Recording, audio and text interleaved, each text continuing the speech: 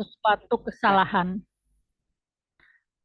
Kesombongan itu adalah suatu kesalahan yang dilakukan oleh iblis, yaitu makhluk Allah yang memang dia menjadi bahan ujian buat kita sehingga kita juga akan mendapatkan pahala dari segala tindak tanduk iblis itu. Baik, jadi kesombongan adalah sesuatu yang menjerumuskan salah satu musuh Allah dan manusia, yaitu iblis laknatullah.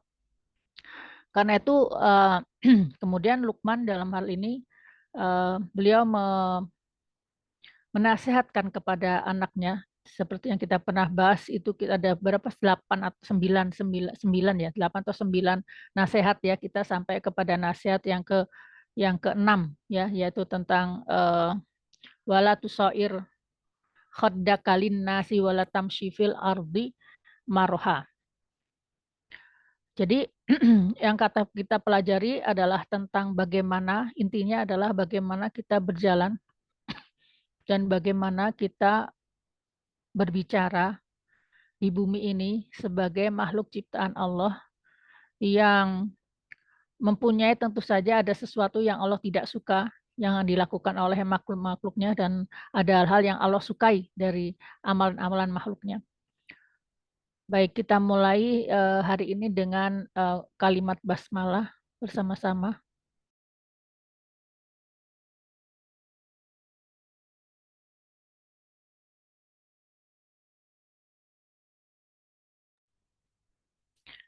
Baik, masuk ke slide selanjutnya, yaitu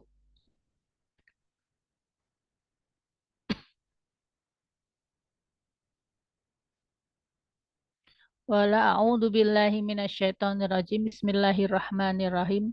Wala tusair haddaka linnasi wala tamshi fil ardi marha. Dan janganlah kalian tusair, ya tusair itu artinya memalingkan, jadi haddaka itu artinya adalah hadda itu artinya pipi.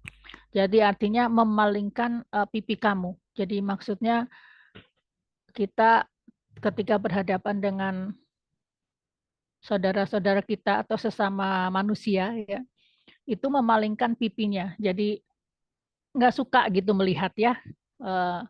Kan yang ada sopan santunnya adalah apabila kita bertemu dengan sesama manusia, maka kita menghadapkan muka kita sebagai wujud daripada penghormatan kita kepada sesama manusia yang lain. Ya, jadi kan di sini bilangnya hadakalin nasi kepada manusia. Jadi artinya bukan kepada sesama kaum muslimin saja, tapi kepada manusia.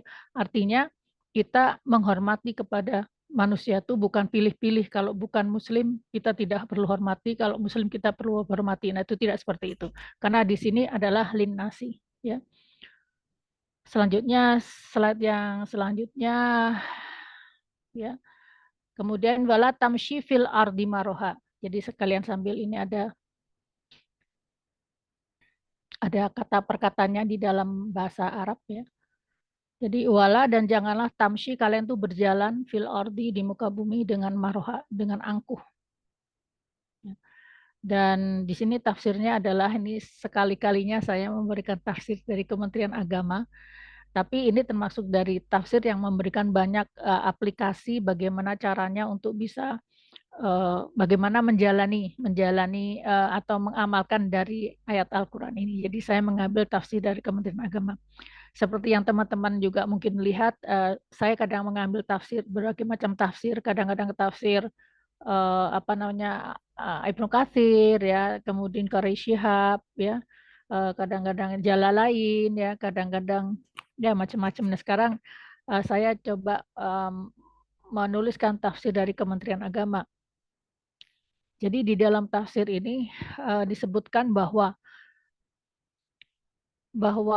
untuk mempunyai budi pekerti yang baik ya sebagai hamba Allah ya, maka yang ada dua yang disebutkan dalam tafsir ini. Yang pertama ini berhubungan dengan ayat 18 dan yang kedua berhubungan dengan ayat 19 ya. Jadi jangan sekali bersifat angkuh dan sombong, membanggakan diri dan memandang rendah orang lain. Ya. Jadi angkuh ya, merasa diri paling hebat, Ya, nanti kita lihat dari ada lagi nanti di slide selanjutnya diperinci lagi apa yang disebut dengan sombong itu sebetulnya. Jadi kita lebih lebih fix lagi untuk bisa memahami dan kemudian mengamalkannya.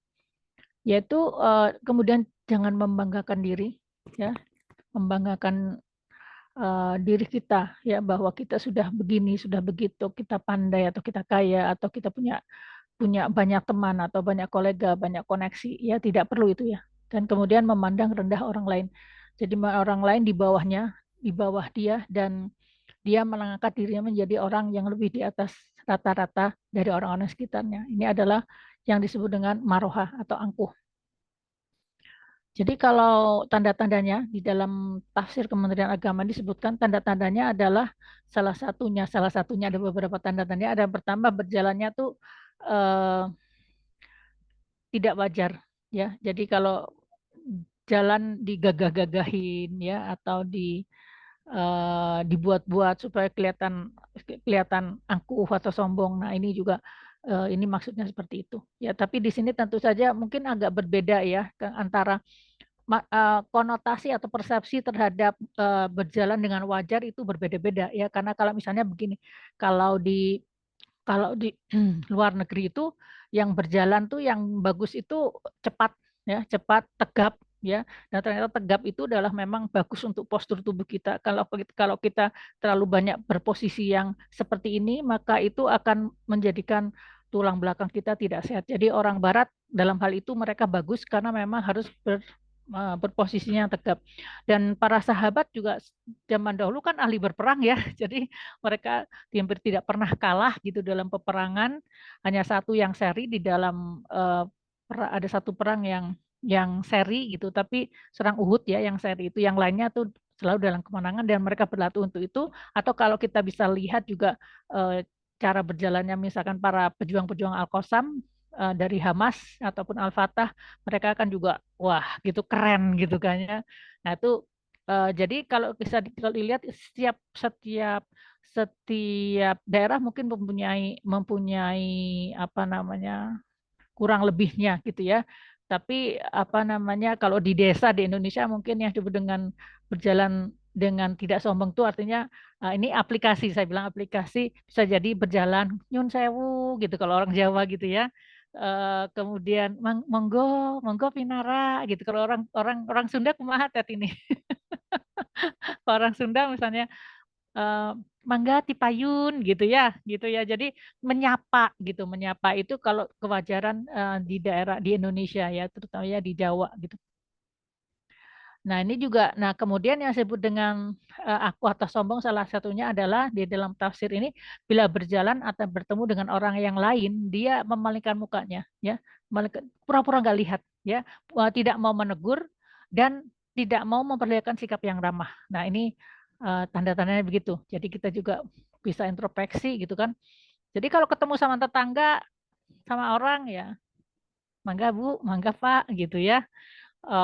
Kemudian berusaha untuk bersikap ramah. Ya dulu lalu juga ketika masih bekerja di PT DI kadang-kadang saya punya sahabat yang di kantor di bagian yang sama gitu ketika berjalan gitu Bu Hani mangga Pak gitu Bu Hani mangga Bu gitu setelah selesai kata teman saya sahabat saya yang satu kantor ini dia bilang Mbak, itu tadi siapa? Nggak tahu. Loh kok Mbak Hani tadi senyum-senyum? Nah, dia nyanyi apa? Dia lihat saya senyum, ya saya juga senyum. Kan nggak apa-apa gitu. Itu berulang kali terjadi seperti itu. Ya, jadi itu juga karena saya juga berusaha untuk berubah sikap. Karena dulu ketika 8 tahun di Perancis itu tidak seperti itu. Ya, standar keramahannya berbeda. Kalau di luar negeri, ketika banyak tersenyum, itu ditawar ya. Ditawar, diajak kencan langsung malam minggu itu. Jadi ketika saya kembali ke Indonesia, maka saya harus belajar lagi untuk bersikap lebih ramah. Oke, jadi kemudian yang selanjutnya yang bersikap angkuh itu adalah dia merasa dia yang paling berkuasa, dia merasa yang paling terhormat, dia orang yang merasa orang yang paling terkenal, semua orang harus tahu, semua orang harus nyapa, saya tidak harus nyapa, tapi orang lain harus nyapa. Nah, hal seperti itu ya. Ini yang menjadi tanda-tanda seseorang itu bersifat angkuh atau sombong di fil ardi marohah, di bumi itu bersikap angkuh. Dan di dalam sebuah ayat Al-Quran, surat Al-Isra, ya, Al-Isra, ayat 37 dikatakan ya. Ini adalah salah satu tafsir daripada ayat ini. Jadi ketika satu ayat ditafsirkan dengan ayat yang lain ya. Dan janganlah engkau berjalan di muka bumi dengan sombong, sesungguhnya engkau tidak dapat menembus bumi dan juga engkau tidak mampu menjulang setinggi gunung ya. Masya Allah ya. Jadi kita juga kalau kita merenungkan kembali bagaimana hakikat manusia ini, eh, yang kalau dilihat dari besarnya besarnya ciptaan Allah yaitu alam semesta, kita ini tidak lebih kecil daripada kuman dibandingkan dengan diri kita, dibandingkan dengan alam semesta. Jadi kita tuh kecil sekali sebetulnya di hadapan makhluk-makhluk Allah ya. Kalau secara fisik aja dengan makhluk-makhluk Allah yang lain tuh kita sangat lemah ya. Jangankan begitu, ada gunung aja, gunung batuk dikit aja manusia udah terkapar ya, banyak yang meregang nyawa ya, rumahnya hancur gitu hanya dengan mungkin satu gunung yang batuk ya. Jadi tidak perlu kita menjadi sombong berjalan di muka bumi karena kita sebetulnya bukan siapa-siapa di muka bumi ini. Oke, selanjutnya ya, kemudian dalam hadis ini disebutkan ya, Rasulullah SAW bersabda, dan janganlah kamu saling membenci ya, jangan saling membelakangi ya. Tadi kan membelakangi, tadi yang tusair khaddaka, ada yang jangan memalingkan muka, dan janganlah kamu saling mendengki ya, karena sesungguhnya kalian adalah hamba Allah yang bersaudara, dan tidak boleh seorang muslim tidak berbaikan dengan temannya lebih daripada 3 hari. Oke, selanjutnya di sini saya buatkan juga saya taruh di sini sesuatu yang terkait dengan alam kubur ya. Jadi ini para orang-orang soleh waliullah, kadang-kadang tuh mereka tuh bisa berkomunikasi dengan orang yang sudah meninggal di alam kubur ya. Saya juga pernah beberapa kali di apa didatangi atau saya mendatangi teman-teman saya yang sudah meninggal ya, dan apalagi orang-orang yang soleh ya, orang yang soleh. Di sini diceritakan dari seorang yang bernama Yahya bin Jabir, yang dia di mana dia apa namanya, dia duduk ya, dia berkata, aku duduk dekat dengan Abdullah bin Amr bin As ya, salah seorang sahabat Rasulullah SAW. Kemudian Amr bin As, jadi anak Abdullah bin Amr bin Al-As ini adalah anak daripada Amr bin As. Jadi seorang anak dari sahabat Rasulullah SAW yang dijamin masuk surga. Nah, jadi di sini dia berkata bahwa sesungguhnya kubur itu akan berbicara kepada orang yang dikuburkan di dalamnya. Wahai anak Adam, kenapa engkau memperdaya, apa yang telah membuat engkau terperdaya sehingga masuk ke dalam liang kubur ini? Tidakkah engkau mengetahui bahwa aku tuh rumah tempat di mana engkau sendirian saja? Dan tidakkah engkau mengetahui bahwa aku adalah tempat yang sangat gelap? Dan tidakkah engkau mengetahui bahwa aku adalah rumah dari kebenaran? Apa yang menjadikan engkau terperdaya hingga masuk ke dalam liang kubur yang seperti ini? Maka ada yang akan berkata ya, sesungguhnya waktu itu aku hidup menyombongkan diri. Naudzubillah min dzalik. Jadi nanti kita bahas lagi tentang menyombongkan diri, yaitu adalah dosa yang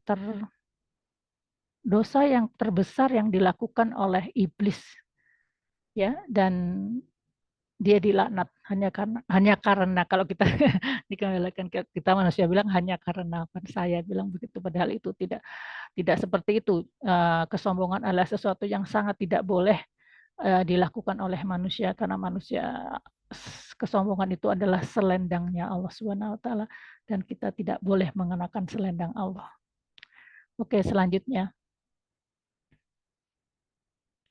Innallaha la yuhibbu kulla mukhtalin fakhur, dan sesungguhnya aku Allah ya, innallaha la yuhibbu, tidak menyukai, tidak mencintai setiap daripada mukhtalin, orang-orang yang suka sombong. Mukhtalin itu memang artinya yang memang ahli sombong ya, jadi bukan sombong yang kadang-kadang gitu ya, tergelincir, tapi memang ahli sombong, dan fakhur yang suka membanggakan diri. Naudzubillah min dzalik ya. Jadi ini yang menunjukkan Allah kembali memberikan satu kriteria atau memberikan informasi kepada kita bahwa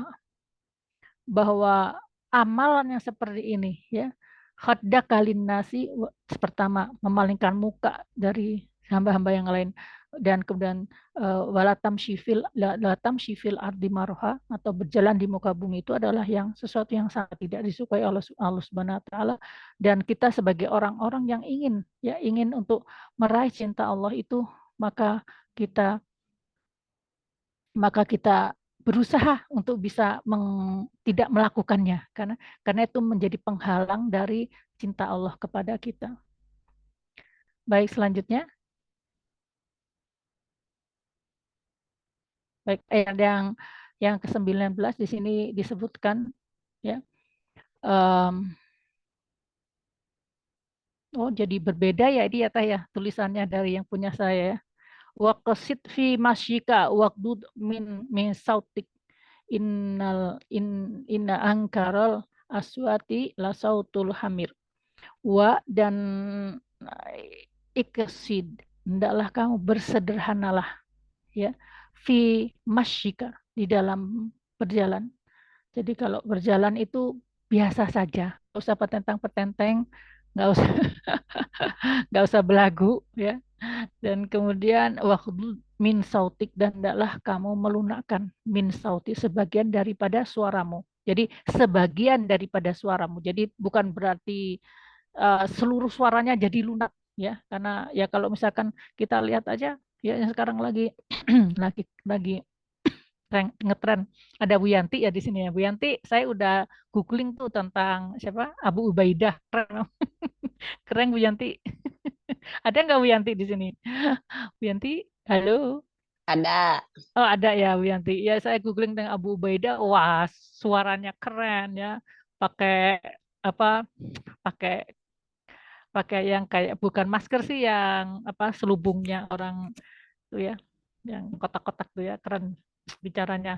Itu betul-betul bicaranya orang yang punya pegangan ya Allah Subhanahu wa taala ya. Jadi berani mengatakan apapun yang benar. Jadi min sautik, sebagian daripada suaramu, ya. Dan selanjutnya Teh, slide-nya sambil kita bisa belajar bahasa Arab. Innal angkarau, iya. Innal angkarau sautika la sautul hamir. Jadi sesungguhnya yang paling buruk dari as-sauti, ya, dari aswati, ya, suara-suara itu adalah sautul hamir, ya, suaranya keledai. Jadi di sini eh, dalam tafsir disebutkan bahwa ini nasihat yang kedua, yaitu adalah lembut dalam berbicara, sehingga orang yang melihat dan mendengarnya merasa senang dan tentram hatinya ketika mendengar suara kita. Berbicara dengan sikap keras, angkuh, dan sombong dilarang Allah, karena gaya bicara kita belum Teh.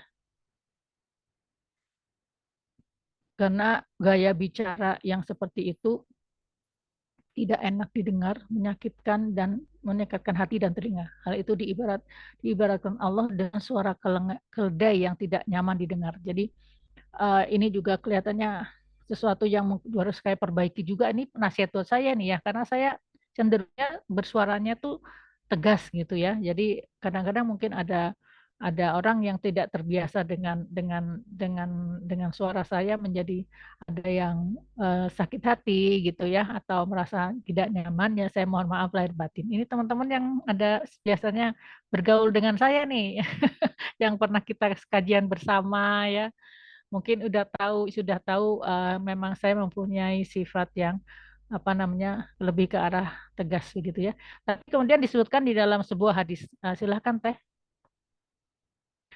Dalam sebuah hadis yang diriwayatkan oleh Aisyah radhiyallahu an, ya. Nah, nih yang bawah nih ya. Aisyah radhiyallahu an pernah melihat seorang laki-laki yang berjalan menunduk lemah, seakan-akan telah kehilangan kekuatan tubuhnya. Maka beliau bertanya, mengapa orang itu berjalan lemah dan lambat?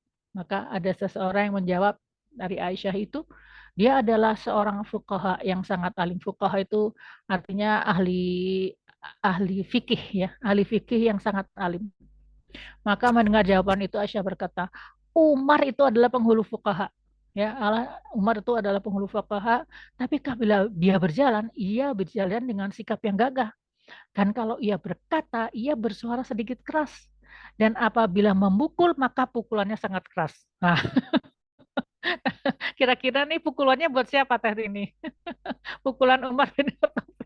Pukulan Umar bin Khattab buat siapa? Buat musuh-musuh Allah lah ya. Ya, itu kan para sahabat itu ya, pedangnya itu 2 meter loh. Rasulullah SAW tuh pedangnya 2 meter dan terbuat dari baja gitu kan.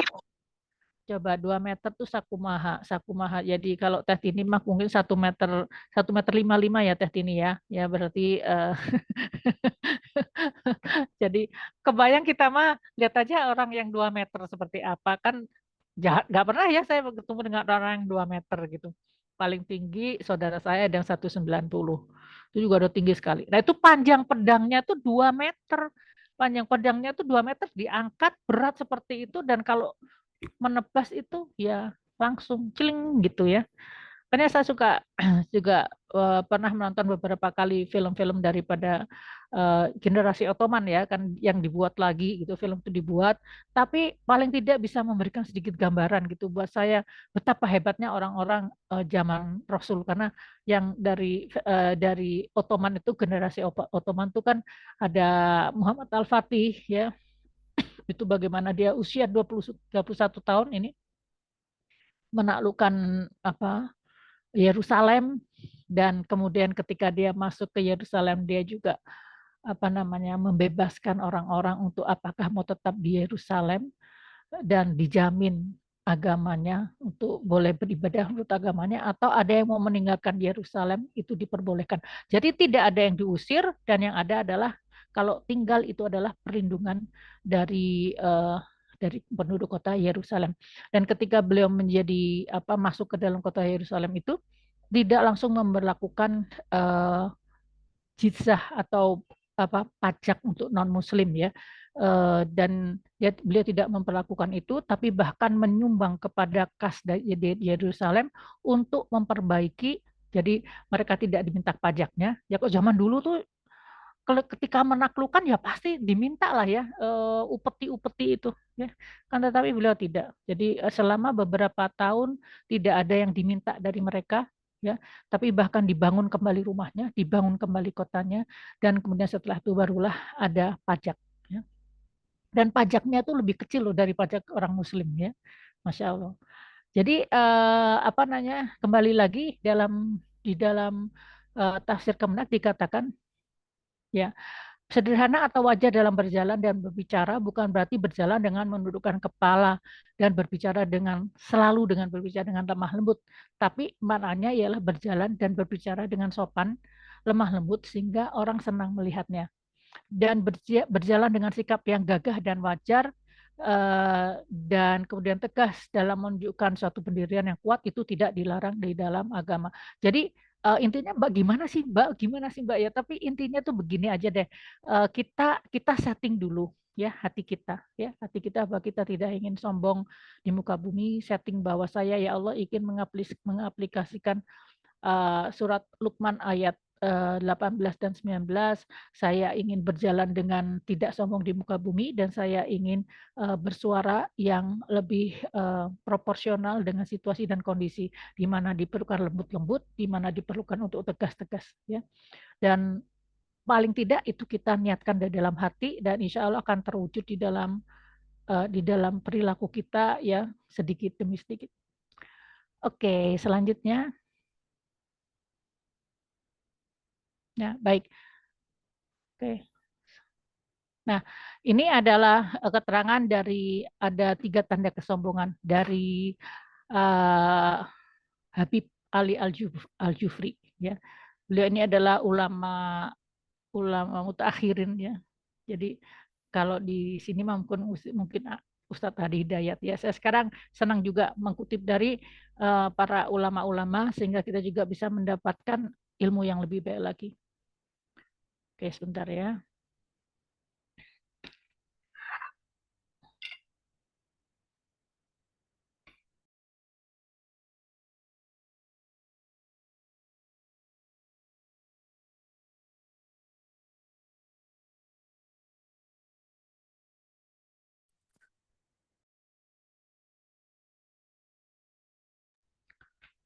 Baik, mohon maaf ada nyamuk yang lewat, banyak, bukan satu ya, tapi banyak nyamuk yang lewat sehingga diperlukan untuk pengkondisian para nyamuk yang berseliweran di depan saya.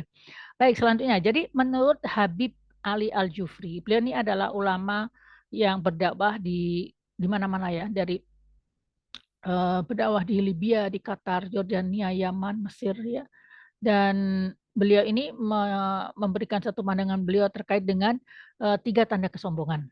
Ya, yang pertama adalah merasa lebih baik daripada orang lain. Ya, merasa dirinya lebih hebat dari orang lain, merasa dirinya lebih cantik daripada orang lain, merasa dirinya lebih pinter daripada orang lain, merasa dirinya lebih lebih lebih apa ya, lebih beradab dari orang lain, merasa dirinya lebih kaya daripada orang lain.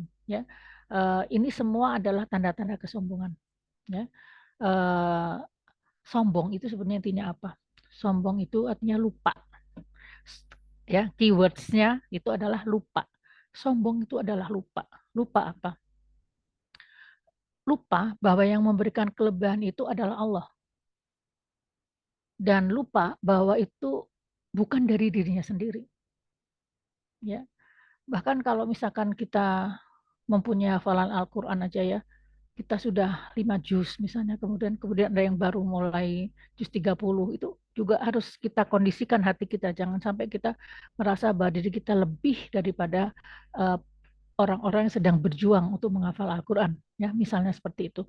Karena itu sebetulnya kita juga bisa menghafal karena Allah juga yang ngasih modalnya. Allah juga yang ngasih ngasih kemudahan buat kita gitu. Jadi kenapa kita harus sombong? Dan kalau sombong itu misalnya perkara duniawi, ya menurut beliau, menurut Habib Ali Al-Jufri itu ya sombong bodoh banget gitu kalau masalah duniawi. Karena karena yang pertama Allah melaknat orang-orang yang sombong karena merasa diri lebih baik. Kedua, dia tuh menyombongkan sesuatu yang diberikan oleh Allah Subhanahu wa taala jadi masalah duniawi itu. Jadi nggak perlu lah ya duniawi itu menjadi bahan kesombongan. Tapi ada juga kesombongan yang kedua adalah sombong karena urusan agamanya. Jadi sombong karena dia lebih berilmu misalnya. Sebentar. Dia merasa lebih berilmu misalnya.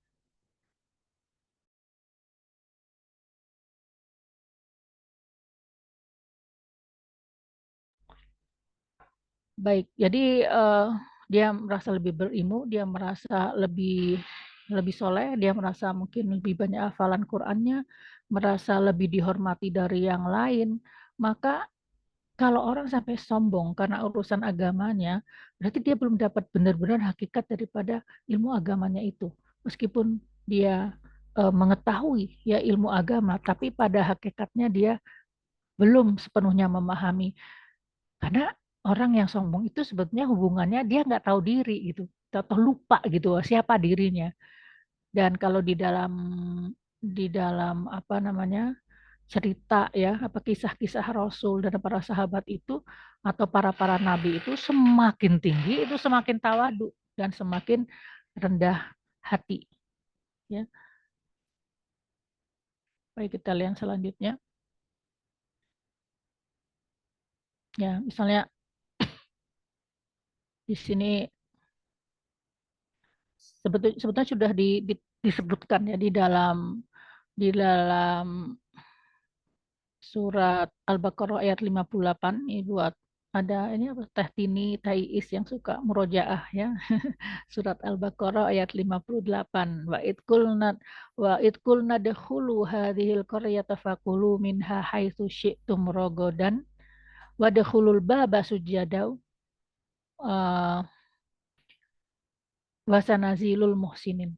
Jadi ini ini sebenarnya ayat ini untuk kaumnya Musa ya. Ya, kaumnya Musa ya orang hamba Allah juga. Jadi ketika mereka itu masuk ke negeri atau ke kota Baitul Maqdis itu, maka mereka dipersilahkan oleh Allah. Boleh nanti di Baitul Maqdis makan dengan berbagai bakulu minha haitsu syi'tum. Kamu boleh makan apapun yang kamu inginkan. Tapi syaratnya wadakhulul baba sujada. Adalah kalian itu ketika masuk ke dalam Baitul Maqdis itu, dan ini kan ceritanya setelah setelah Nabi Musa membawa Bani Israel 40 tahun mengembara di padang di padang ya, di padang di mana ada mana, cerita mana salwa itu loh. Terus ada 12 mata air ya. Itu setelah itu ujung-ujungnya adalah mereka sampai ke Baitul Maqdis. Salah satunya ketika di Baitul Maqdis mereka dipersilakan oleh Allah, fakulu minha haitsu syi'tum. Kamu boleh makan apa saja nanti kalau udah masuk ke Baitul Maqdis, tapi hendaklah ketika masuk ke dalam kota itu wadkhulul baba sujada. Hendaklah kamu bersujud kepada Allah. Di sini artinya bersujud dalam menurut para tafsir adalah membungkuk. Jadi berjalannya tuh maaf kelihatan nggak ya, membungkuk begini ya, nggak boleh jalan begini ya. Dan berkatalah ya, hittatun nahfir lakum khotoyakum, sesungguhnya kami ini istighfar sebetulnya, hittatun nahfir lakum khotoyakum, ya Allah ampunlah kesalahan-kesalahan kami, maka kami akan mengampuni segala kesalahan-kesalahanmu. Jadi memang ketika kita masuk ke dalam satu fase kemenangan, hendaklah kita itu banyak beristighfar. Seperti dalam surat An-Nasr, A'udzubillahi minasyaitonirrajim. Ya, sama-sama surat An-Nasr, gimana surat An-Nasr? Idza An-Nasr. jaa Idza jaa nasrullahi wal fath. Dan ketika didatangkan ya, datang kepadamu ya, pertolongan Allah dan fath dan kemenangan, terbukanya pintu kota. Ya, ini adalah surat yang sedang sering serunya dibaca oleh dari mujahidin ya, kaum mujahidin di Palestina itu, sehingga sampai orang yang ditahan sama oleh mereka, orang Israel yang ditahan oleh mereka itu sampai ikut hafal. Idza jaa nasrullahi wa ra'aitan nasa yadkhuluna fi dinillahi afwaja, maka kamu lihat orang berbondong-bondong ke dalam agama, fasabbih bihamdi rabbika wastaghfir. Hendaklah kamu bertasbih kepada Allah dan beristighfar. Nah, itu. Ya. Jadi surat ini adalah surat yang diturunkan pada Rasulullah SAW sebelum Futuh Mekah ya.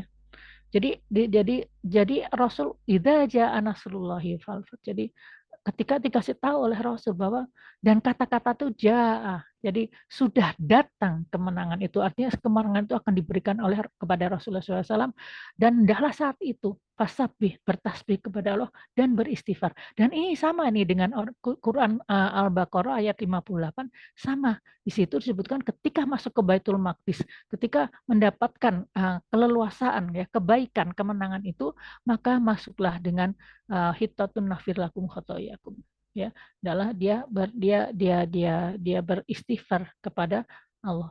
Baik, jadi maka ketika Rasulullah SAW itu futuh Mekah, menaklukkan Mekah kan tanpa setetes darah pun, dan ketika beliau masuk dengan di atas ontanya itu menundukkan pandangannya, bahkan disebut dalam kisah disebutkan kepala beliau tertunduk sampai mengenai tali kekangnya. Kan tali kekang itu kan segini ya, segitu gitu. Jadi tunduk tuh sampai begini gitu, sampai mencium tali kekangnya. Dan kemudian beliau masuk dengan alas dari tunggangannya itu berupa alas yang harganya tidak sampai dengan 4 dirham. Dirham itu perak ya. Dan Rasulullah masuk dengan menunduk, menjaga adab pada Allah, dan kemudian membaca surat Al-Fath ya. Surat Inna fatahna laka fatham mubina, sesungguhnya kami telah memberikan kepadamu kemenangan yang sangat nyata. Jadi yang artinya kenapa Rasul mengucap ini, karena Inna fatahna laka fatham mubina, sesungguhnya Allah yang memberikan, yang kami yang telah membukakan buat engkau laka fatham mubina, yang memberikan kemenangan ya yang nyata ini. Jadi ini adalah karunia gitu. Jadi nggak semata-mata bahwa kemenangan itu karena kekuatan kaum muslimin ya. Nanti saya ingin loh, kalau sekali-kali kita akan membahas ya tentang surat Al-Anfal. Bila teteh-teteh sudah siap untuk membahas surat Al-Anfal, kayaknya itu akan menjadi sesuatu yang sangat menarik karena ini kayaknya Imam Mahdi ntar lagi datang ya. Ini udah udah ada Abu Ubaidah, ini sudah ada Abu Ubaidah. Ini saya khawatir ntar lagi datang nih Imam Mahdi, dan kita harus siap-siap ya. Salah satu persiapan kita adalah salah satunya itu dengan mempelajari tentang ayat-ayat perang. Salah satunya dalam surat Al-Anfal. Kalau dalam surat Al-Anfal jelas sekali disebutkan tentang bagaimana Allah memberikan backup terhadap peperangan Rasulullah SAW dan bagaimana peran daripada malaikat-malaikat itu. Ya, jadi seru itu, nanti akan menjadi sangat seru, dan kita akan juga melihat bahwa itu terjadi juga sekarang, sudah terjadi di Palestina. Ya, di Palestina itu sampai pernah ada cahaya gitu ya, ada cahaya yang turun dan memusnahkan beberapa lokasi dari barak daripada Israel, dan cahaya itu 3 kemudian turun dan seperti membom gitu, kemudian naik lagi, dan ketika naik itu berubah menjadi sebuah yang mempunyai sayap, bentuk yang punya sayap, dan kemudian langsung hilang gitu. Masya Allah, itu siapa lagi yang bisa bikin begitu? Nggak ada yang bisa bikin seperti itu, dan orang-orang Palestina hanya bisa bertakbir dan bertakbir karena itu mereka tahu malaikat yang membantu mereka ya. Masya Allah. Baik, selanjutnya tadi yang pertama tanda sombong yang pertama apa? Merasa lebih baik. Yang saya lebih baik. Baik. Yang kedua, itu berat menerima nasihat. Ya, susah, berat, tersinggung, harga dirinya terobek-robek kalau mendapatkan nasihat. Baik, jadi ini ujian ya buat orang-orang yang memang yang posisinya mungkin lebih dihormati di dunia ini, atau juga kadang-kadang ada juga sih orang yang nggak dihormati juga tapi tetap aja tidak mau menerima nasihat ya, ada juga. Jadi saya cuma mau coba ngasih ini aja lah, ilustrasi tentang Sayyidina Umar ya. Karena Sayyidina Umar itu kan khalifah yang wow, keren ya, strong gitu kan. Bagaimana beliau bersikap ketika ada seorang wanita yang mengkoreksi dia terkait dengan eh, terkait dengan apa yang beliau katakan ya. Kemudian pada saat itu Sayyidina Umar sedang berkhutbah, jadi di depan banyak orang, dan tiba-tiba ada seorang wanita yang bangun dan berkata, wahai Amirul Mukminin, hal itu berbeda dengan kebenaran yang aku ketahui. Apa itu? Lantas bagaimana, kata Umar? Maka wanita itu mengeluarkan ayat-ayat Al-Quran. Ya, kemudian Sayyidina Umar terdiam dan berkata, wanita ini benar, sedangkan aku Umar salah, katanya. Dan beliau menerima perkataan wanita itu. Bayangkan di depan loh, di depan umum, di depan jamaah muslimin gitu, ada seorang yang wanita yang memberikan koreksi, dan beliau menerimanya gitu ya, dan spontan terdiam dan kemudian menerima hal itu. Ini menunjukkan bahwa ini ya orang yang eh, terbebas daripada kesombongan ya. Selanjutnya kita lihat lagi ada contoh dari eh, Sayyidina Umar, yaitu ketika kisahnya Sayyidina Umar bin Khattab ini satu ketika sedang berkhutbah juga, kemudian tiba-tiba mengangkat tangan seseorang dan berkata, wahai Umar, aku tidak akan taat kepadamu, aku tidak akan patuh kepadamu. Mengapa? Mengapa engkau tidak mau patuh? Ya, karena ketika pembagian harta rampasan perang itu ya, yang berupa pakaian, setiap orang itu dapat sepotong gitu. Ya, dapat sepotong kain, dan kain sepotong itu tidak akan cukup untuk menyamu pakaianmu sampai ke bawah. Jadi waktu itu Umar itu pakaiannya tuh sampai sampai seperti gamis tuh loh ya, jubah itu sampai ke bawah. Sedangkan Umar itu rata-rata lebih tinggi daripada orang-orang yang biasa, dan dia jangkung, sehingga nggak mungkin kan satu kain ya, diberikan satu kain sebagai gonimah kemudian cukup untuk membuat baju buat Umar. Maka Umar berkata kepada anaknya ya, Abdullah bin Umar, uh, Abdullah ceritakan, katanya gitu. Dan kemudian Abdullah menceritakan bahwa bahwa dia menjadi saksi, wahai kak segenap kaum muslimin, ketika saya melihat pakaian ayah itu tidak cukup menutupi hingga ke bawah, maka saya memberikan potongan kain bagian saya kepada beliau dan saya yang menjahitnya ke pakaian ayah, dan itulah yang kalian lihat sekarang gitu. Jadi Masya Allah gitu ya. Jadi apa, Umar tidak ribet gitu ya, tidak marah gimana gitu ya.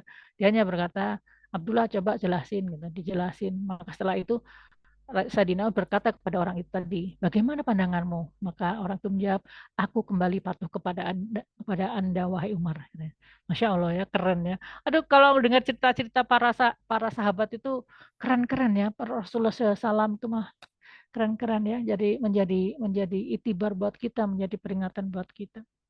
Oke, selanjutnya yang ketiga kayaknya. Yang ya ini, yang ketiga adalah merasa berat kalau melihat orang lain dipuji. Biasanya terjadinya apabila orang itu dalam satu level atau sebidang ya, eh, sama-sama engineer misalnya gitu ya, sama-sama guru, sama-sama penghafal Quran, sama-sama ustadz, sama-sama ustazah, sama. Nah, itu yang kadang-kadang bisa menjadikan bibit ya, bibit penyakit yang timbulnya penyakit ini, yaitu berat melihat orang lain dipuji ya. Maka Imam Ali bin Abi Thalib pernah berkata ya, aku heran sama orang yang sombong, kata kata Ali bin Abi Thalib. Padahal dia tuh manusia tuh lemah. Dia tuh dapat terbunuh kalau dia terkesedek. Ada nggak kalau orang kesedek sampai meninggal? Ada yang pernah tahu? Kesedek sampai meninggal ada? Halo? Belum pernah ya? Kalau saya pernah tersedak meninggal itu ada. Jadi maksudnya orang-orang yang terutama yang otot-otot lehernya sini sudah lemah ya. Maka dia tersedek aja bisa meninggal ya, karena makanannya tuh masuk ke dalam paru-paru, infeksi dan menimbulkan kematian. Dan dia manusia bisa sombong padahal dia bau, kalau keringetan bau, dan kalau kalau dia apa ada serangga yang me, apa namanya dekat dia aja dia menjadi terganggu. Ya seperti halnya sekarang nih saya juga lagi banyak banyak nyamuk nih ya.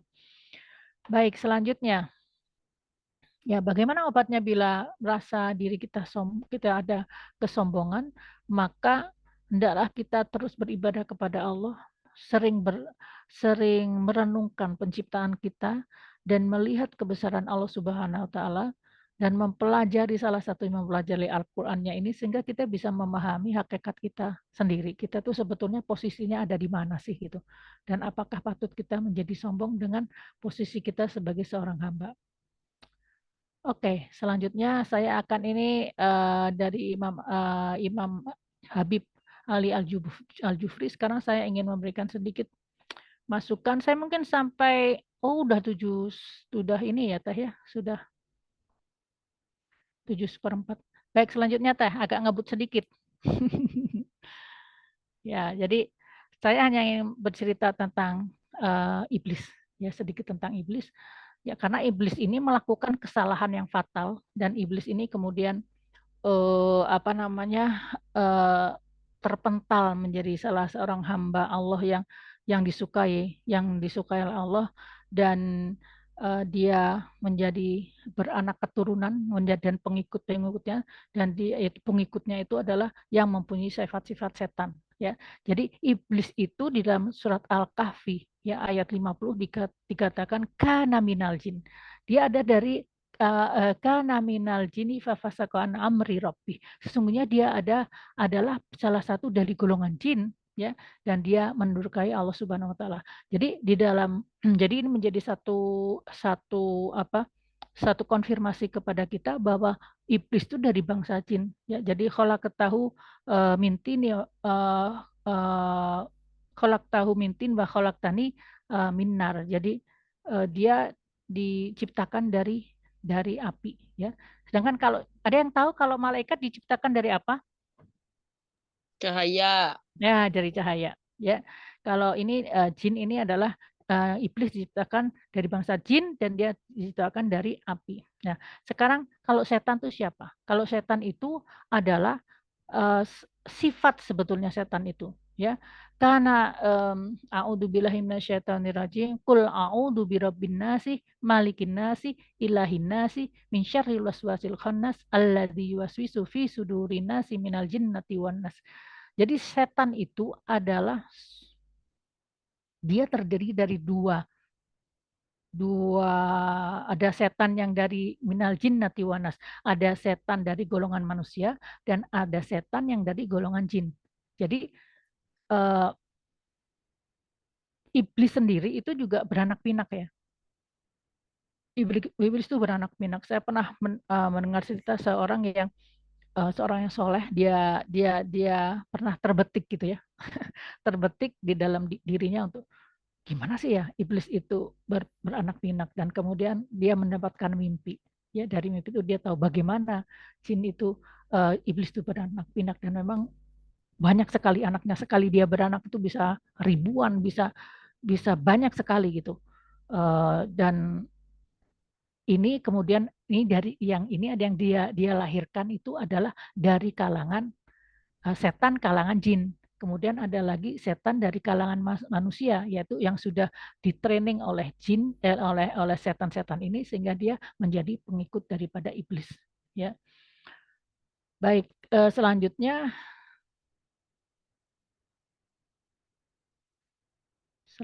ya, selanjutnya Allah bertanya kan kepada iblis itu, ya. Qala ma mana'aka alla yasjuda it amartuk, ya. Apa sih yang menjadikan kamu itu tidak mau bersujud ya uh, kepada Adam ketika amartuk, ketika aku memerintahkan kepadamu? Maka dia berkata, qala ana khairam minhu, aku lebih baik daripada Adam. Khalaqtani minar, kau menciptakan aku dari api, dan khalaqtahu min tin, dan dia diciptakan dari tanah, sehingga aku menjadi lebih baik daripada Adam. Ya, jadi sebetulnya saya ingin tanya, kalau Allah bertanya itu sebetulnya Allah nggak tahu atau gimana sih, kepo terus nggak tahu atau gimana? Ngetes. Ngetes gitu ya, salah satunya ngetes. Kedua Allah bertanya itu supaya jadi lisannya tuh mengaku gitu loh. Ketika lisan mengaku, kemudian Allah masukkan, dituliskan di dalam Al-Quran, sehingga sudah akan menjadi bukti, karena setan tidak akan bisa mengingkari lagi karena sudah direcord di dalam Al-Quran gitu. Jadi kadang-kadang tuh ada pertanyaan-pertanyaan kan Allah kepada setan, pada iblis gitu, sebetulnya untuk supaya bisa jadi tes tapi bisa juga menjadi bukti, ya. Baik, selanjutnya kita lihat bahwa dia berkata aba wastakbara, ya. Wa itqala lil malaikati isjudu li adama fasajadu illa iblis aba wastakbara. Dalam surat Al-Baqarah ayat 34 disebutkan seperti itu. Jadi kata aba sombong, dan wastakbara, ya. Wastakbaro, apakah sih astakbaro itu? Istikbaro itu apa? Jadi kaburo itu artinya besar, ya. Allahu Akbar, Allah Maha Besar, ya. Takabur, nah, kalau orang dia maunya takabur. Takabur itu apa? Merasa diri besar. Kalau merasa diri besar sesungguhnya besar beneran nggak, Bu? Tidak akan merasa. Ya, iya, GR gitu ya, merasa diri besar padahal sebetulnya tidak besar. Baik, kalau ya istikbar itu adalah mengambil sikap yang sombong itu dan ditaruh di dalam dirinya. Jadi jadi apa ya? Kata istikbaro itu mempunyai arti mengambil. Yang diambil dari mana? Dari Allah, karena Allah itu adalah mutakabir. Allah itu adalah zat al-mutakabbiru, ya kan. Jadi Allah tuh asmaul husnanya adalah mutakabir. Jadi Allah memang zat yang bisa mengagungkan, yang besar, ya. Dan di sini yang kalau istik istikbar itu, ya, itu artinya mengambil dari Allah, mengambil dari orang atau dari orang lain, disematkan kepada dirinya, dan inilah yang tidak disukai oleh Allah Subhanahu wa taala. Oke, selanjutnya. Nah, jadi dalam sebuah hadis disebutkan bahwa sesungguhnya apa namanya, di sini disebutnya qala Allahu azza wa jalla al-kibriya'u ya eh, ridani ya sesungguhnya eh, al-kibriya kesombongan itu kebesaran kesombongan itu adalah dari selendangku dan wal azamah yaitu keagungan itu adalah bajuku atau sarungku ya jadi artinya ini Allah memberikan statement bahwa ini adalah kepunyaan aku karena manusia tidak manusia atau ciptaan Allah tidak ada yang berhak untuk sombong ya karena kesombongan itu adalah selendangku jadi kalau misalkan orang istikbaro itu artinya dia tuh mengambil selendang Allah dan dipakaikan ke dirinya ini nggak sopan banget gitu ya jangan kan begitu jangan kan begitu ya Teh Rina coba Teh Rina mau kondangan nih ya Tarina buka unmute. Jadi tadi Kak Tarina mau kondangan nih, ya. Terus Tarina pakai pakai kerudung cantik, terus pakai selendang yang cakep, pakai pakai perhiasan, pakai bros. Tiba-tiba saya datang, saya bilang, Tarina mana selendangnya saya pakai, mana brosnya saya pakai. Ini kan menyakitkan loh, Mbak. Saya mau Iya. kondangan gitu kan. Saya juga mau kondangan, teh mana saya pakai. Kan ini mengeselin gitu. Ya kalau kita sesama manusia, kesal-kesal bisa dimaafkan. Tapi kalau Allah ya kalau Allah kemudian kita atau kepada presiden kita bilang Pak mana Pak jasnya saya pakai wah ini penghinaan kepada kepala negara kan sudah seperti itu ya jadi sehingga maka eh, apa dari Allah itu ancamannya adalah dilemparkan ke dalam neraka baik selanjutnya sedikit lagi kita ngebut ya teh. Nah, ini kan saya sudah tadi sudah saya jelaskan ya. Jadi siapa jin, siapa iblis dan siapa setan. Jadi setan itu adalah sifat sebetulnya, ya.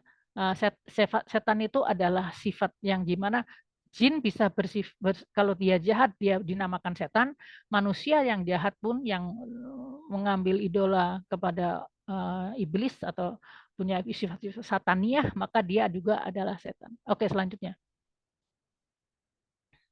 Ya ini. Nah, saya akan membahas sedikit tentang kurikulum vitae-nya iblis. Boleh? Teh Tini, ini kurikulum vitae-nya iblis nih. Boleh banget.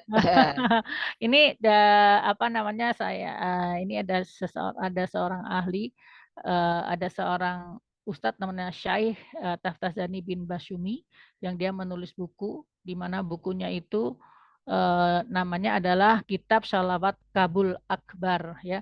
Dan di sini beliau apa namanya? Ini beliau juga seorang penafsir ya. Jadi dia menafsirkan dari tafsir Al-Jalalain gitu. Jadi kan tafsir itu banyak sekali ya, bukan yang cuma kita ketahui aja tapi juga banyak tafsir zaman yang lalu ya. Ini saya ambil sebagai satu sekedar apa ilmu ya. Jadi tentang apa checking ya silahkan baca kitabnya gitu kan. Jadi di sini apa namanya dalam kitab itu disebutkan bahwa iblis itu adalah ahli ibadah ya. Awalnya dia adalah ahli ibadah. Dia pernah menjadi penjaga surga 40.000 tahun ya, bergabung dengan malaikat 80 tahun. Penasihat malaikat itu 20.000 tahun. Penasihat malaikat karena iblis kan dari beda beda alam ya, beda alam. Dan jin itu kan dia nanti dihisap juga sama dengan manusia. Jadi iblis tahulah tentang manusia dan tentang jin karena itu dia bisa menjadi penasihat malaikat ya selama 20.000 tahun. Kemudian pemimpin malaikat Korobiun itu malaikat yang dekat dengan Allah ya. Kemudian iblis juga mengitari arsy bersama dengan yahmilunal arsya wa man haulahu bihamdi rabbika ya ada malaikat-malaikat yang suka jadi punya tugas mengitari ars. Jadi malaikat itu tugasnya macam-macam ya. Ada yang mengitari ars, ada yang menjaga memberikan rezeki, ada yang mengatur apa udara, yang mengatur bumi, macam-macam ya. Jadi iblis itu pernah juga mengitari ars bersama selama 14 tahun dan dia itu kalau di jumlah pernah beribadah kepada Allah kurang lebih 185 tahun. Teh Tini sudah beribadah berapa tahun? Teh Rina udah beribadah berapa tahun? Enggak, ini di sini jangan ini menunjukkan bahwa iblis itu adalah ahli ibadah pada awalnya. Dan dia dari kalangan bangsa jin. Dan menurut tafsir Al-Munir juga tafsir As-Sawi ya, yang disebutkan bahwa iblis itu beribadah selama 80.000 tahun. Dan tawaf di Baitul Ma'mur dan Ars itu selama 14.000 tahun. Jadi dia ini ahli ibadah beneran, dan bahkan sempat kalau di dalam ada salah seorang pengikut setan yang bertobat ya, dan dia kemudian menceritakan tentang apa yang diketahui dari grup sataniknya dia gitu, bahwa memang memang iblis itu memang pernah menjadi malaikat yang paling dekat dengan Allah. Jadi kalau menurut ini ya, menurut di versi Injil itu ada dua yang malaikat yang dekat dengan Allah. Salah satunya itu adalah apa namanya, iblis, atau saat itu disebut dengan Azazil ya. Dan dia tuh jadi di dunia malaikat tuh juga ada ranking-ranking gitu ya, ada ranking-ranking. Jadi dia sangat dihormati oleh malaikat. Bahkan disebutkan bahwa di langit itu ada ya, ada langit itu memberikan nama gitu ya, penghormatan kepada iblis ya. Yang langit pertama dia sebut Al-Abid, Al-Ibadah. Langit kedua disebut Al-Zaid, atau yang suci. Langit yang ketiga disebut dengan Al-Arif, yang mengenali apa? Mengenali Allah Subhanahu wa taala. Langit keempat Al-Wali, yang dekat siapa? Dekat dengan Allah. Langit kelima ada At-Taqi, yaitu yang bertakwa kepada Allah. Langit keenam disebut dengan Al-Kasinu, ya, Al-Kazin, yang artinya yang mengawasi. Dia artinya bisa mengawasi manusia, karena jin itu bisa melihat, iblis itu bisa melihat manusia dari yang tidak kita bisa lihat. Kemudian langit ketujuh ada Azamilu, yaitu yang dia bisa mencabut ya. Selanjutnya ya, ada versi lain yang tentang iblis, disebutkan juga bahwa iblis itu Ini teh, Mbak Hani maaf, ini jadi mengecil layarnya, nggak oke. bisa lanjut. Oke, saya coba di off Nggak bisa aja. di-drag. Saya tutup aja screen-nya. Coba para ini saya izinkan saya untuk bisa sharing. Siapa di sini?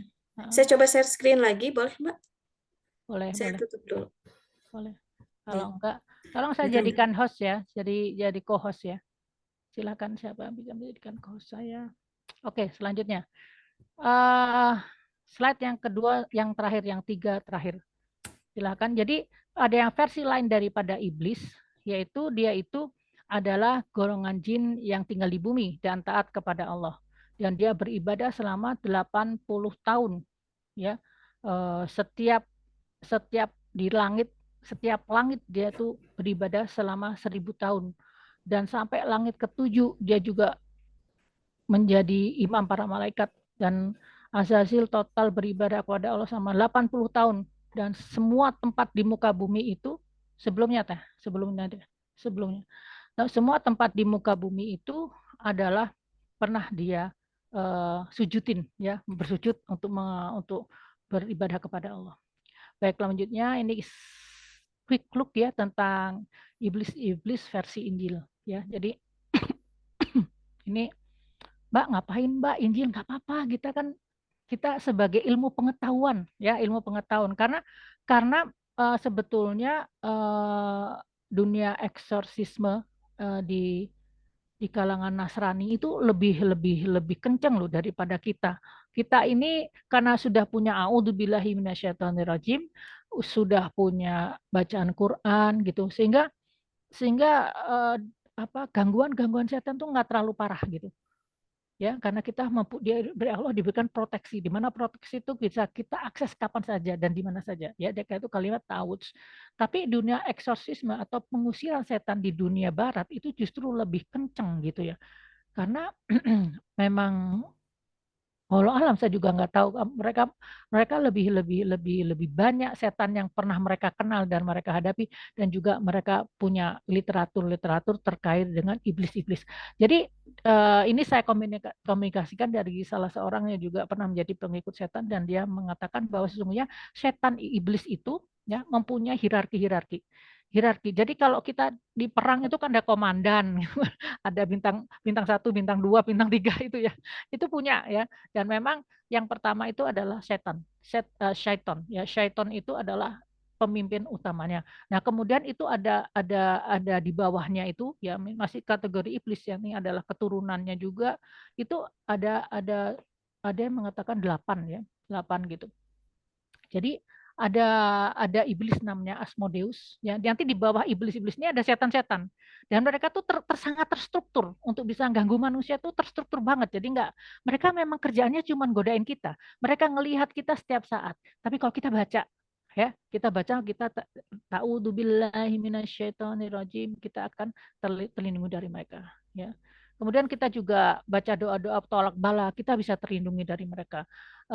Kemudian kalau kita buka baju kan ada kan ya hadisnya Allahu la ilaha illahu, maka itu juga akan melindungi kita, mereka tidak bisa melihat kita. Baik, jadi ini ada pembagian gitu ya. Ada namanya Asmodeus. Asmodeus itu adalah iblis yang punya bala tentara dan mereka itu terkait dengan kemarahan. Ya, kemudian ada Belzebut. Belzebut itu terkait dengan keserakahan. Jadi kalau kan setiap manusia tuh nafsunya beda-beda ya. Ada yang pemarah, ada yang serakah, ada yang toma, ada yang macam-macam ya. Ini sebelumnya Teh ada satu lagi. Ada Abaddon bagian penderitaan. Jadi kalau orang menderita, bagaimana caranya bisa menggelincirkan mereka. Kemudian ada Azazil. Nah, Azazil ini salah iblis, salah seiblis gitu ya. Ini adalah yang tadi saya ceritakan termasuk dari yang petingginya juga. Kemudian ada Behemoth. Behemoth itu adalah beast atau jadi mereka penguasa daratan ya. Kemudian ada iblis Mammon yang terkait dengan godaan-godaan terkait dengan harta. Yang kemudian yang terakhir Teh 2 ke bawah itu adalah ini ada Leviathan atau penguasa laut dan ada Lucifer yang bergerak di bidang pernafsuan. Jadi yang nafsu itu ya Lucifer yang ngurusin. Katanya Lucifer itu bentuknya adalah dia bisa berbentuk seorang pria yang sangat tampan. Dan dia yang suka gangguin wanita. Kadang-kadang dia juga pengen permaisurinya tuh dari kalangan manusia. Ada yang seperti itu. Nah, kalau Leviathan itu penguasa laut. Jadi di bawahnya tuh ada salah satunya Nyai Roro Kidul gitu. Itu termasuk ininya Leviathan. Ya, bawahannya Leviathan ya. Begitu. Baik, itu mungkin saya sampaikan hari ini. Mohon maafnya agak terburu-buru. Kalau ada yang mau disampaikan, mungkin kita punya waktu 5 menit aja ya. Silakan kalau ada yang mau ditanyakan atau di komen lebih lanjut. Silakan. Ya, terima kasih Mbak Hani atas pemaparannya. Mangga pada teteh-teteh yang mau bertanya boleh langsung atau boleh di chat. Kita punya waktu 5 menit saja.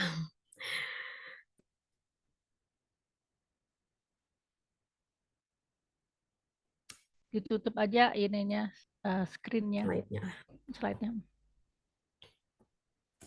Ayo 5 menit lagi. Ada yang mau bertanya? Silakan.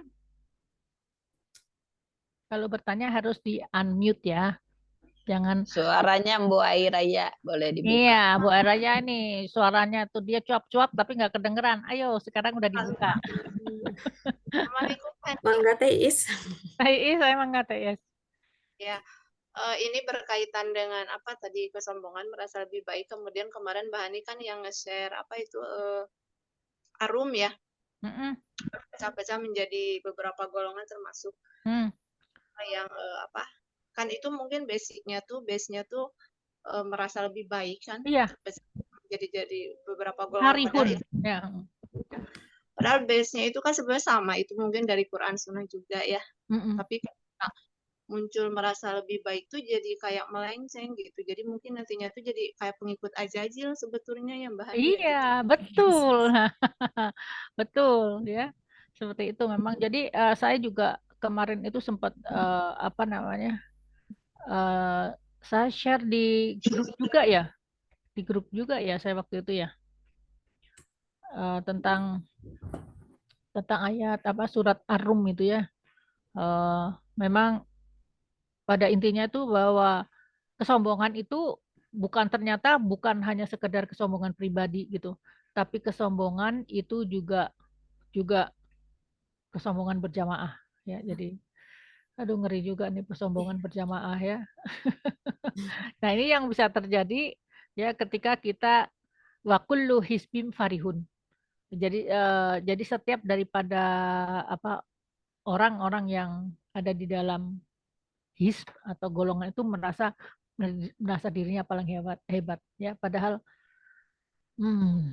naudzubillah min dzalik ya. Jadi kita sekarang kenapa saya juga tertarik pada hal itu, karena kita sedang di episode akhir zaman.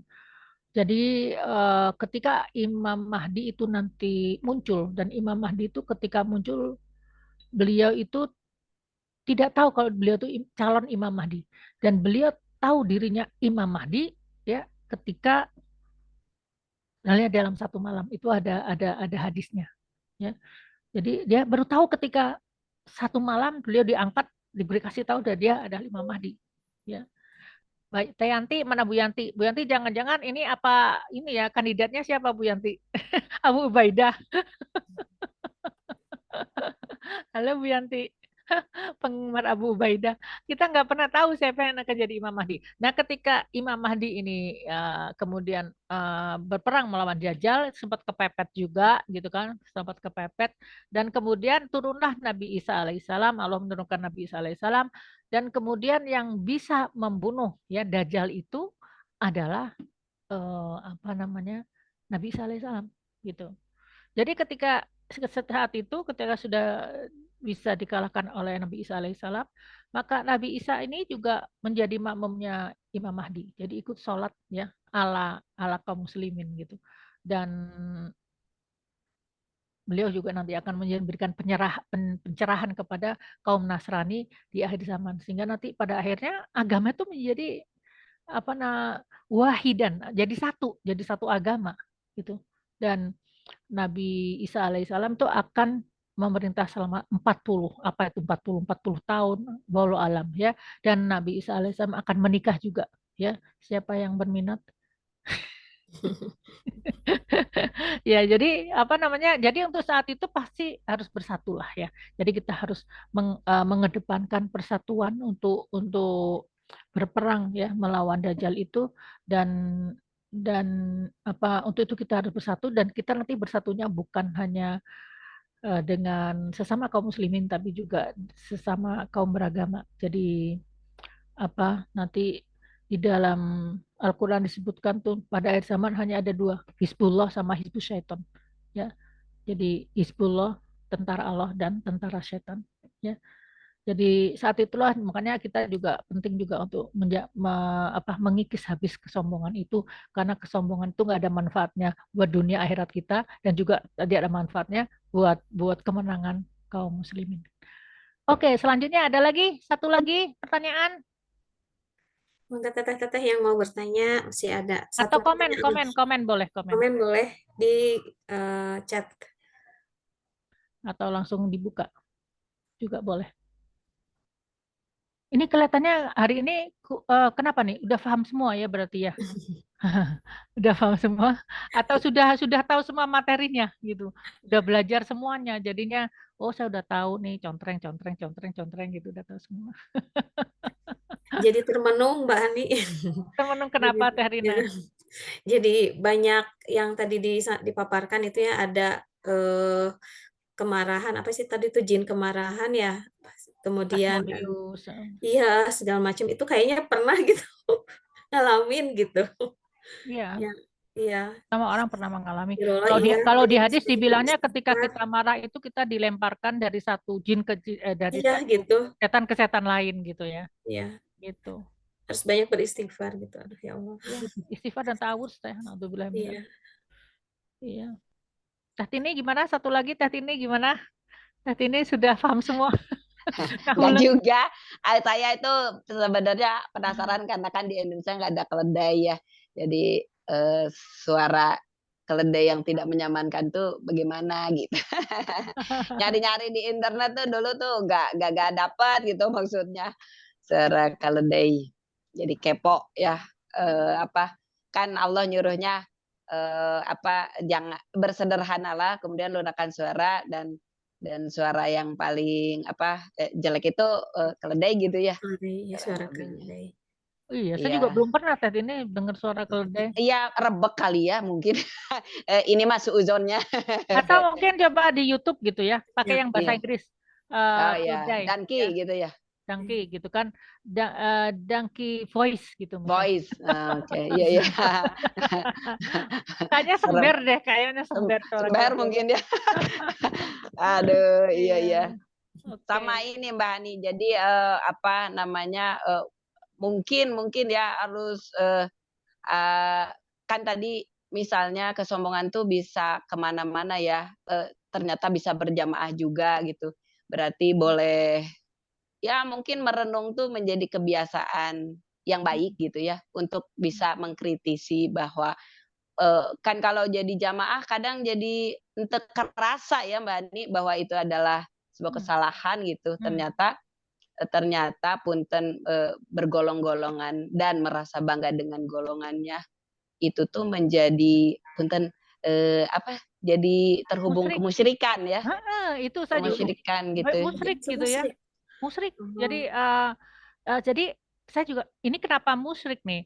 Mungkin karena jadi mengutamakan kepentingan golongan dibandingkan kepentingan Allah. Iya, jadi yang besarnya tuh lupa kalau yang Yang besarnya lupa. hebatnya Allah gitu ya. Iya, makanya saya juga dulu ya pernah juga merasakan bahwa ketika saya belajar baca buku nih, baca buku macam-macam untuk agama gitu kan, senang ya dapat ilmu banyak gitu ya. Tapi kemudian ketika ada satu saat saya terbetik di dalam diri saya gitu, hei, kamu tuh udah baca buku macam-macam, baca buku banyak, tapi udah tahu Quran belum gitu. Nah itu saja, gitu, sempat gitu kan. Nah ternyata memang di dalam Al-Quran tuh menemukan hal-hal yang tidak terfikirkan itu karena memang pikiran kita kan cetek ya atau pikiran manusia secara umum itu kan cetek sebetulnya sehingga dia penjelasan-penjelasan itu pun jadi kalau buku-buku bikinan manusia itu mudah dicerna gitu ya tapi there is always something missing gitu mesti ada yang kurang gitu yang kurang itu adalah pandangan Allah kalau pandangan manusia itu ada di dalam buku-buku itu tapi bukan berarti nggak boleh baca buku ya bagus tapi kalau Allah pandangannya gimana nih? Ya, jadi kadang-kadang juga surprise gitu. Kalau loh ternyata itu sampai kalau memang dulu saya untuk masalah berpecah belah itu ada di dalilnya saya ambil tuh dari surat Ali Imran ayat 102 kan ya. Wa'tasimu bihablillahi wala tafarraqu. Yang adalah kamu berpegang pada Al-Qur'an dan jangan kamu berpecah belah. Itu yang yang saya pegang saat itu. Ternyata ketika mulai menghafal yang melihat kembali surat Ar-Rum, ternyata bahwa itu termasuk dalam satu yusrikun, sesuatu yang disebut dengan syirik gitu. Saya kaget juga loh sampai segitunya ya gitu. Jadi ketika lebih mementingkan apa namanya perintah-perintah yang mengutamakan perintah-perintah daripada jamaahnya atau ketua jamaahnya dibandingkan perintah Allah. Ini juga menjadi nyerempet ke musyrik jadinya gitu. Oke, terima kasih untuk kehadirannya hari ini. Terima kasih atas perhatiannya. Semoga bisa ketemu di minggu yang akan Sabtu yang akan datang. Oke. Ya. Assalamualaikum. Ditutup aja Mbak Hani.